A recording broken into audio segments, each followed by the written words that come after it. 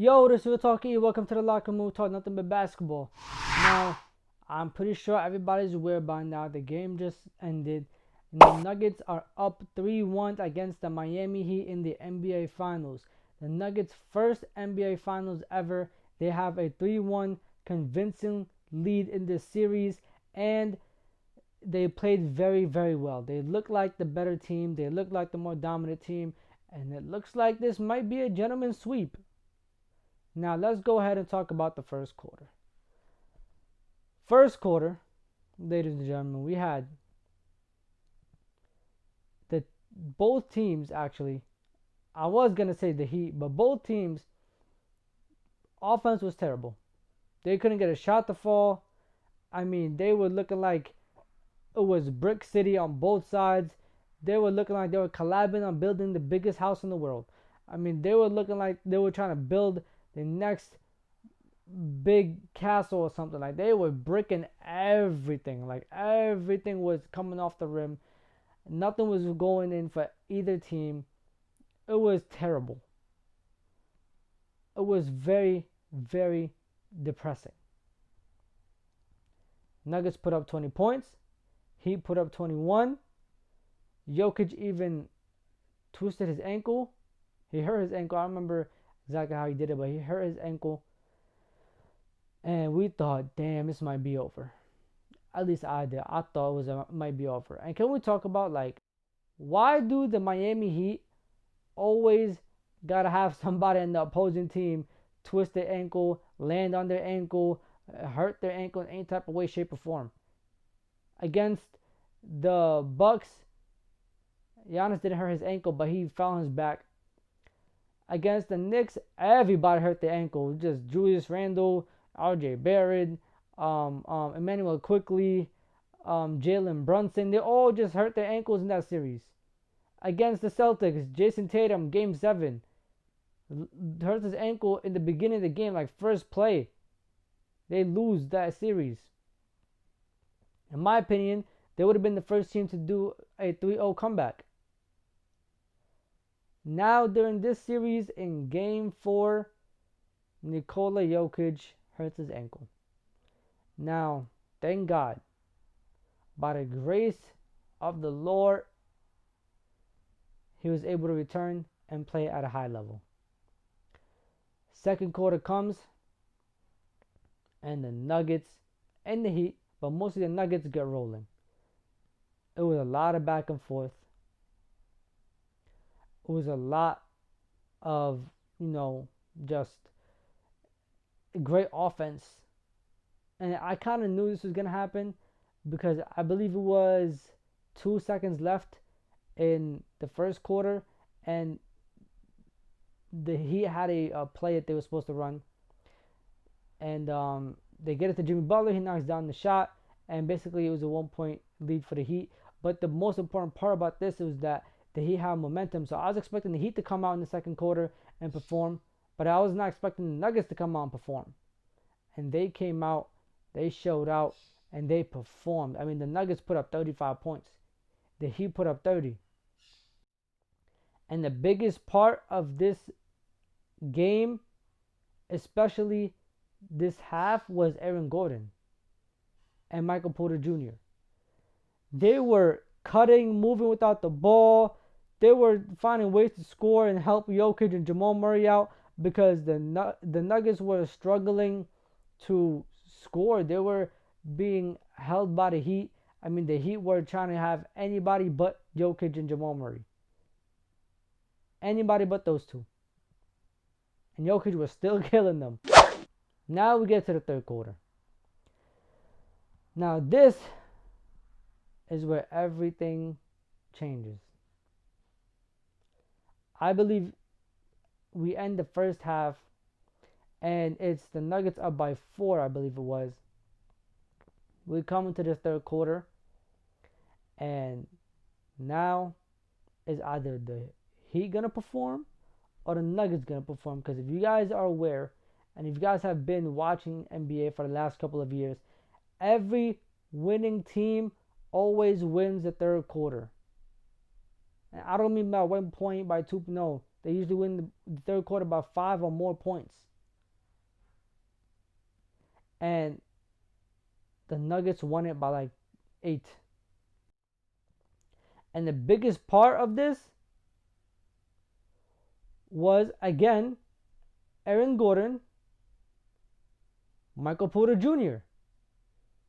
getting to the basket, moving without the ball, moving the ball around, making sure they're in the right position, playing defense for Aaron Gordon, not Michael Porter Jr. I don't know what he was doing on defense. But Aaron Gordon playing defense. Jokic had a lot of deflections. A lot of them were kickballs, but a lot of deflections. And I'll take it how it is, Polish. Whether he's deflecting it with his feet, with his hands, either way he's disturbing the play and the ball is going out of bounds, giving his team a chance. I think this entire game he had like 4 kickballs. 4 of them. And it's not going to hurt him. It's not going to hurt the team neither. So why not? Keep going. If it helps you, it helps you. Nuggets have another 30-point quarter. Back-to-back 30-point quarters. The Heat only put up one 30-point quarter. They were going to lose regardless.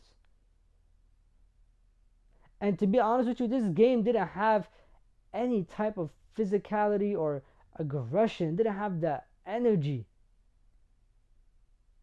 It felt like both teams were like at the brink of giving up.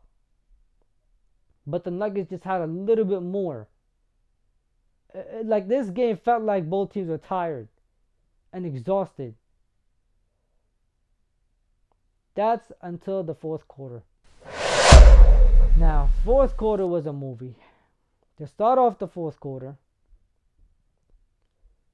Jokic picks up 2 quick fouls number 4 and number 5, and now he has to sit. At this point, there's about 7 minutes left in the game, 8 minutes left in the game, probably even more. But he has to sit out. Now, if you guys are aware, not only do the Nuggets struggle in the fourth quarter, but they struggle without Nikola Jokic, especially in this finals. So now we're all afraid. We're all worried. What are the Nuggets going to do? Are the Heat going to come back? What is going to happen? And the Heat go berserk. I mean, they become super aggressive out of nowhere. They hit another level of aggression. And to be honest with you, if they would have kept it up for this entire quarter, they would have won the game. But they didn't. Jimmy Butler came out the first 5 minutes. Amazing. I think he even had 8 points in a row for the Nuggets in the fourth quarter. And then for the next 6 minutes of the game, he just disappeared. Gone from the offense. Even when he had the ball and he was getting to the basket, he was missing. Bam Adebayo was the most aggressive player for the Heat this game. Then they put Duncan Robinson in. And I'm not going to lie to you. When I saw Duncan Robinson enter the game, I felt like it was over. Something about Duncan Robinson and Kyle Lowry, when they enter the game, they give the Heat this spark that the Heat just don't have. And the Nuggets have nothing to do about it. And I thought they're going to keep him in the game for the entire quarter and they're going to win. That is not what ended up happening. He had a couple of good buckets, missed a couple of threes, and then it was over from there. Kyle Lowry, I don't know why they don't play him for a long time. I would play Kyle Lowry 40 minutes right now. I'm not going to lie to you. The way he handles the ball and the energy he provides this Heat team when he's on the court, I will give him the ball and play him for 40 minutes. The Nuggets can't do nothing about it. There was times in the first half where the Nuggets would go up by 10, 9, and they put Kyle Lowry in. Quick 6-0 runs back to 4. In the second half, it was him and Duncan Robinson, especially in that fourth quarter. And I thought it was over until Bruce Brown came through for the Nuggets. Now, before I even talk about that, let's congratulate Jamal Murray. He had not his best game offensively, but he hit a super important three in this fourth quarter that kept the Nuggets alive, kept the Heat at a distance, and then he had a couple of passes to Aaron Gordon and other players on the court to push the lead forward and even maintain. There was a time where the Heat cut it to 6. And because of his way of play, they pushed it back to 8, 9. Jokic is out for like 5 minutes. And the Heat was still down by 9 points. The Nuggets were able to maintain the 10-point lead. And on top of that, you look at this, box score and you see Jokic with 23 points, 12 rebounds, and only 4 assists. And you're like, how did this happen? How did the Nuggets win and Jokic did not have a super high assist number game? How did the Nuggets win and Jamal Murray didn't have a super high level scoring game? It's not possible, right? That's what we were all debating before. But this game, the Nuggets might have figured something out. The Nuggets might have figured out how to play it as a team and how to have other people contribute to the game when Jamal Murray and Nikola Jokic are being taken out. At the end of that fourth quarter, when they gave Bruce Brown the ball and they made him play make and they made him handle the ball, I was like, this is what a championship team needs. Somebody that can handle the ball besides your 2 main guys. Now, did I think it was going to ever be Bruce Brown? No. I thought it was going to be Aaron Gordon. But Bruce Brown did it, and he did it really well. And he was super aggressive. He scored 11 of his 21 points here in this fourth quarter. The Nuggets won this game as a team. It wasn't a Jokic game. It wasn't a Jamal Murray game. Even though those guys still had their numbers, wasn't their best games, but they still had decent numbers. And they still even played decently. Jokic's defense was actually decent this game. It was some of his best defense. Especially deflecting and, making sure he stays in the passing lanes. But it's the others. Aaron Gordon went for 27 points. The most points he's had in playoffs. Shot 73%. That's amazing. Michael Porter Jr., his 3-point shot is not falling, but he had a couple of shots that were great around the rim. Jeff Green hit a couple of, threes. I think it was like 1 or 2 threes. That was great.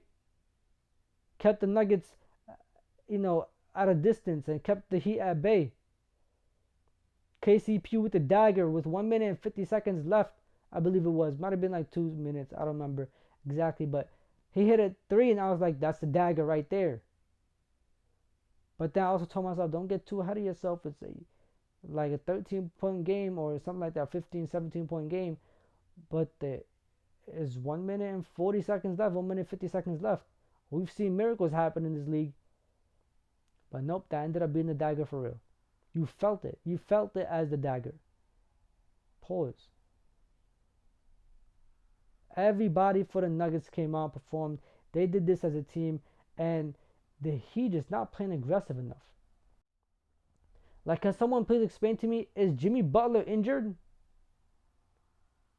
Why is he coming out aggressive in spurts and then disappears for a long time? He'll come out and give you like 3 minutes where he's super aggressive, and then he just disappears. Give you another minute or two where he's super aggressive, and he starts missing his shots. Is he injured? Please let me know. But anyways, yeah, it's enough of me rambling and chatting. It's time for y'all to let me know what y'all think down below. And let me know if Jimmy Butler's injured. Like, comment, subscribe, and share. This is Real Talk with E. And it's time to leave the locker room. I'm going to catch y'all. Safety, my hearts. Irving puts it up. It's good. Kyrie Irving from downtown. The officials have to review it. And the Lakers win the game. Banks it in. He banks in the three. To win it. Good. That's why he's NBA All-Defensive Team. Adebayo, sky high with the block and rejection. This is for the win. Got it. Wow. At 7, working against Butler, got down.